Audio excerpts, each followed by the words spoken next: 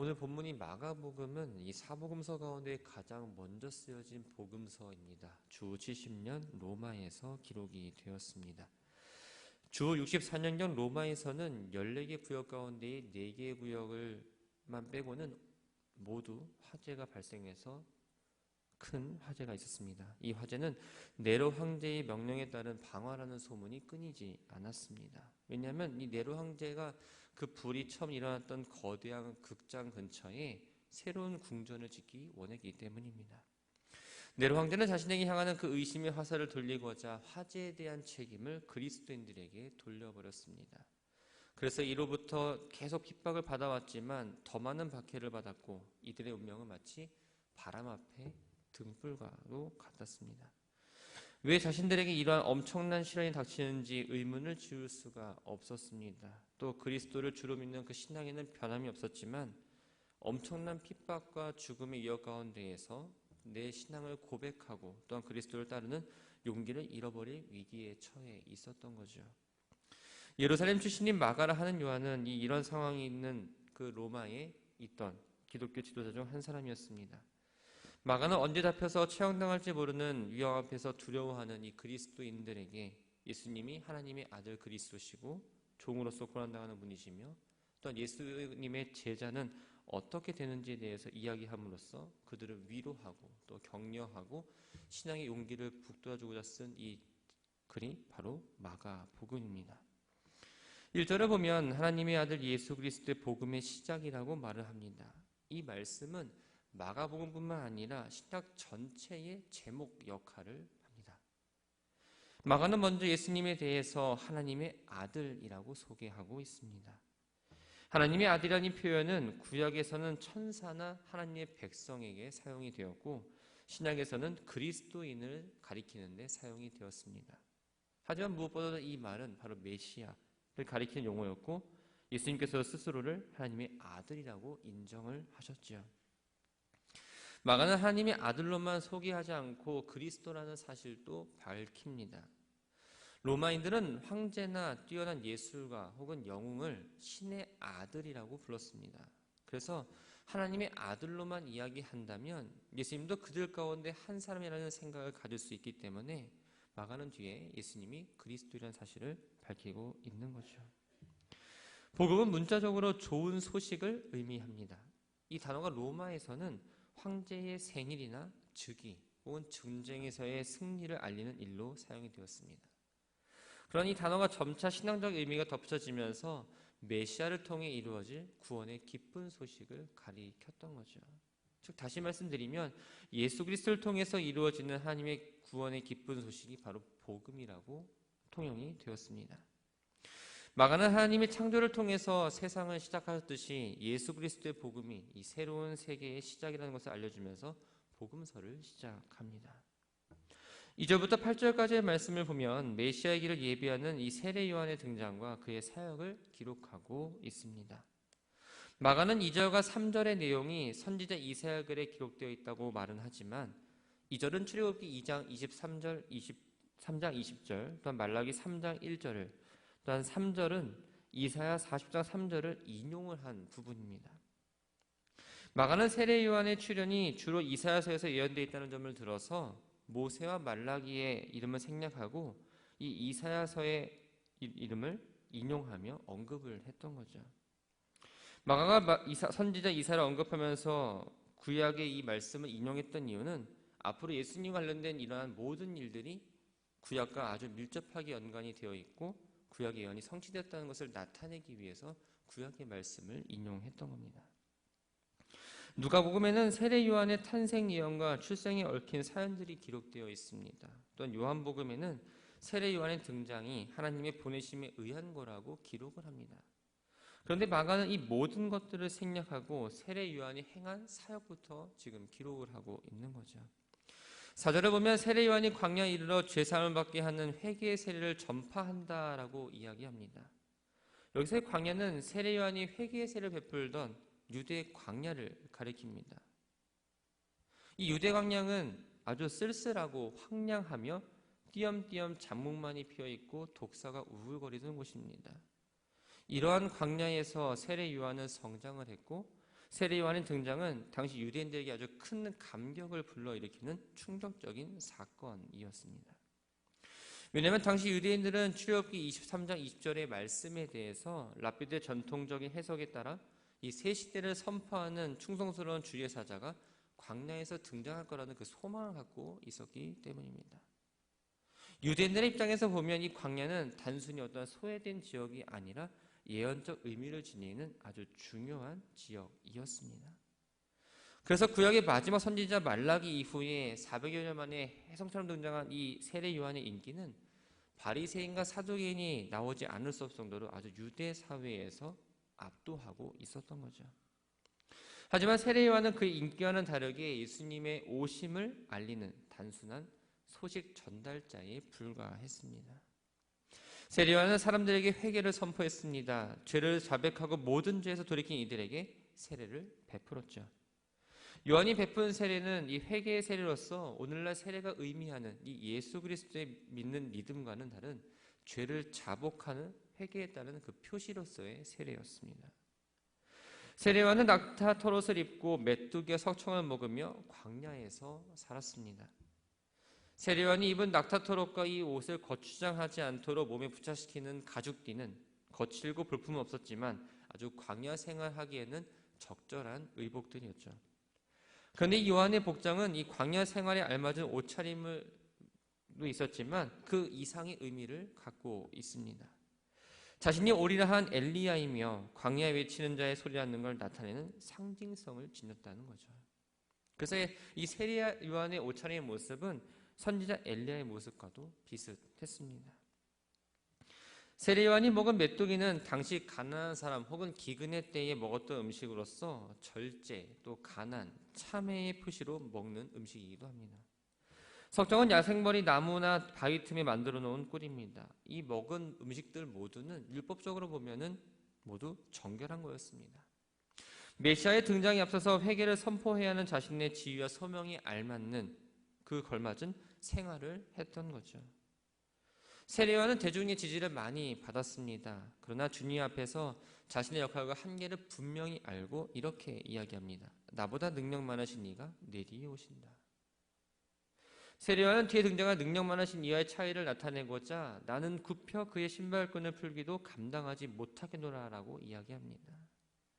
당시 종은 밖에서 돌아온 주인이나 귀한 손님의 발에서 신을 벗기고 그 신을 닦을 뿐만 아니라 그 발을 닦는 일을 해야 했습니다.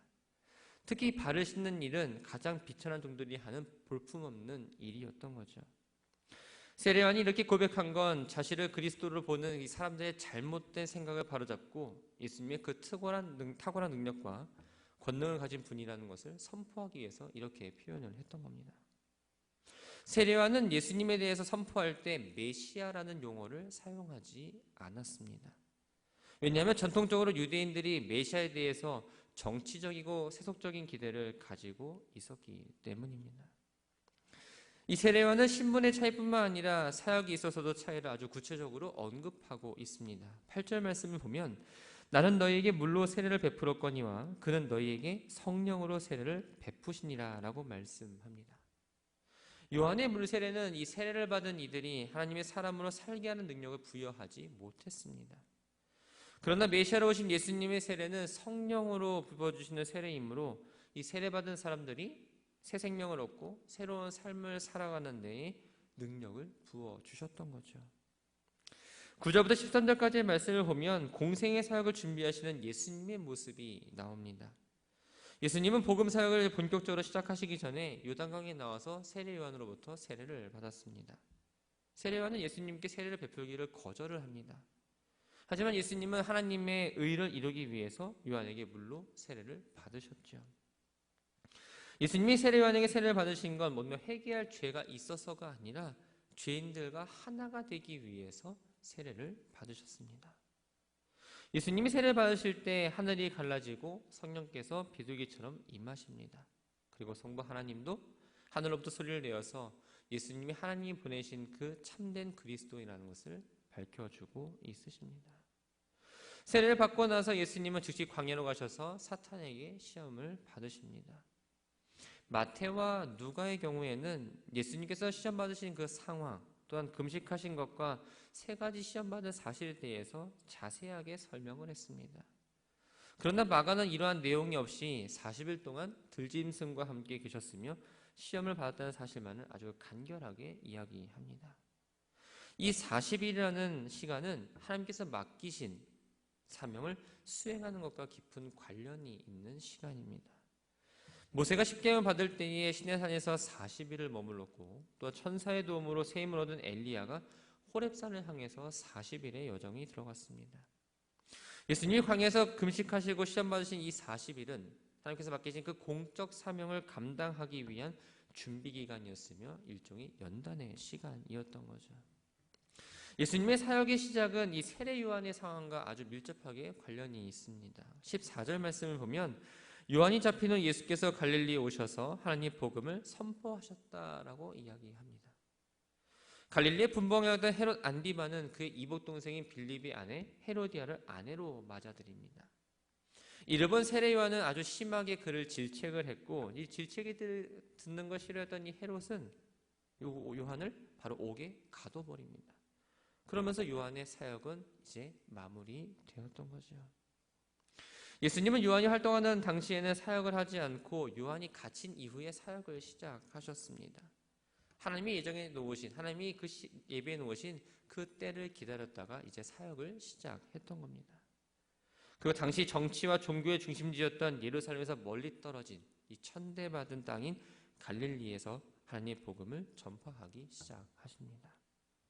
15절에 보면 예수님께서 이렇게 말씀하십니다. 때가 찼고 하나님의 나라가 가까이 왔다. 회개하고 복음을 믿으라. 때가 찼다라는 이 말은 인간의 몸으로 오신 그리스도를 통해서 성취된 하나님의 구원 역사가 임박했다라는 걸 의미합니다.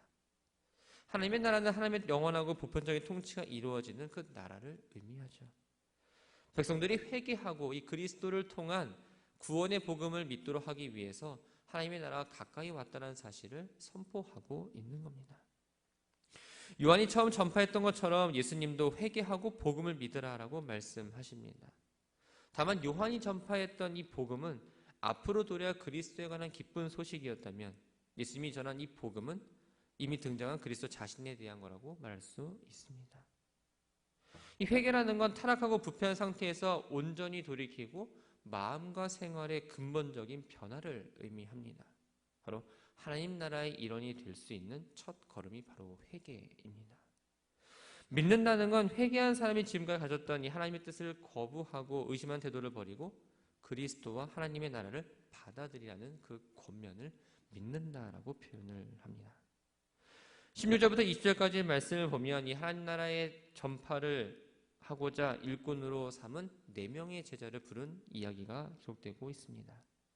이 갈릴리라는 곳은 여호수아 시대에 납달리 지파가 분배받은 땅입니다. 갈릴리 바다는 성경에서 바다로 불리기도 하고 때로는 호수로 불리기도 합니다. 길이가 약 20km나 되고 가장 강폭이 넓은 부분은 12km, 가장 수심이 깊은 곳은 50m가 됩니다. 이 깊은 곳에 많은 고기들이 살고 있어서 고기잡이가 번창했던 곳이었죠. 예수님이 첫 번째 4 제자들을 보면 이곳에서 고기를 잡던 어부들이라는 사실을 우리는 알게 됩니다. 본문의 기록을 보면 예수님이 갈릴리 해변을 지나가시다가 우연히 시몬과 안드레를 만나서 제자를 부르는 것처럼 보입니다. 그런 당시 예수님은 이미 많은 무리가 따라다닐 정도로 갈릴리에서 유명하신 분이었습니다. 또 안드레는 세례 요한의 소개로 이미 예수님이 메시아라는 사실을 알고 있었고 유대 지역에서 베드로에게 소개하기도 했죠. 예수님은 시몬과 베드로를 향해서 나를 따라오라고 제자로 부르시면서 그들에게 사람을 낚는 어부가 되게 하리라고 말씀하십니다. 예레미야 16장 16절 또 에스겔 29장 4절 아모스 4장 2절의 말씀 비춰보면 이 사람을 낚는 어부를 모집하는 건 하나님의 심판대가 가까이 왔음을 의미하는 행동입니다. 즉 하나님의 나라가 가까이 왔고 이제 심판을 예정대로 시작할 것이기 때문에 하나님의 백성을 구원하고자 일꾼들을 지금 모으셨던 겁니다. 또 고대 근동문화나 랍비 문헌에 보면 이 사람들을 잡는 어부는 가르치는 사역을 감당하는 사람들을 비유하는 표현입니다. 제대로 부름받은 사람들은 나중에 복음을 전하는 사역을 감당하게 되므로 예수님의 말씀이 성취가 되는 걸 알 수 있죠. 예수님의 부름에 시몬과 안드레는 곧 그물을 버려두고 예수님을 따라갔습니다. 그들의 응답은 아주 적극적이고 즉각적이었습니다. 자신들의 모든 과거와 생업을 포기하는 모습을 보이고 있죠. 야고보와 요한이 고기잡이를 위해서 도구들을 점검하고 있을 때 예수님도 그들을 부르셨습니다. 야고보 형제 역시 예수님의 부름에 즉각적으로 반응하고 그들이 갖고 있던 배와 그물과 삭군을 버렸을 뿐만 아니라 자신의 아버지까지 일하던 장소에 그대로 두은 채 자신의 모든 걸 포기하며 예수님을 따랐음을 보게 됩니다. 말씀을 정리합니다. 세례요한은 예수님이 오실 길을 예비했던 사람이었습니다. 광야에서 제사함을 받게 하는 회개의 세례를 전파했고 사람들이 왕을 맞이할 준비를 할 수 있도록 광야에서 외치는 자의 소리가 되었습니다. 예수를 믿고 따르는 우리에게도 이 세례요한과 동일한 사명이 주어졌습니다. 이 세상은 여전히 하나님의 다스림을 거절하고 또한 하나님을 알지 못하는 불의와 어둠에 놓여 있습니다. 우리는 예수 그리스도께서 오셔서 다시 빛 가운데 살게 하시고 이 땅에 의와 평화를 주시길 원하신다는 그 기쁨의 소식을 전하며 살아야 하는 사람들입니다. 사명을 감당하기 앞서서 내가 먼저 말씀에 순종하며 예수님을 본받아 가는지 생각해 봐야 합니다. 내가 먼저 제자가 되지 않으면 다른 제자를 세울 수가 없습니다. 입술로만 전하는 복음이 아니라 우리들의 삶이 뒷받침되어서 예수님이 누구인지, 예수님을 믿으며 어떻게 삶을 살아가는지, 삶의 변화가 있는지를 우리가 증거가 되어야 합니다. 바라기는 우리들에게 주어진 사명이 있다는 것을 기억하면서 어디에 있든지 무엇을 하시든지 늘 말씀과 하나님이 기준된 삶을 살아가시기 바랍니다. 기준이 무엇이냐에 따라서 우리의 삶의 모습은 분명히 달라집니다. 예수님을 중심으로 하는 사람은 그 마음 가운데 먼저 주님의 마음으로 바라보고 생각을 합니다. 그래서 우리들의 어떠한 말과 행동이 사람의 생각과 사람의 말로만 나타나는 것이 아니라 예수님의 생각과 말이 나타남으로 복음을 전하는 귀한 도구가 되는 오늘의 한날, 앞으로의 삶이 되기를 주님의 이름으로 축원합니다.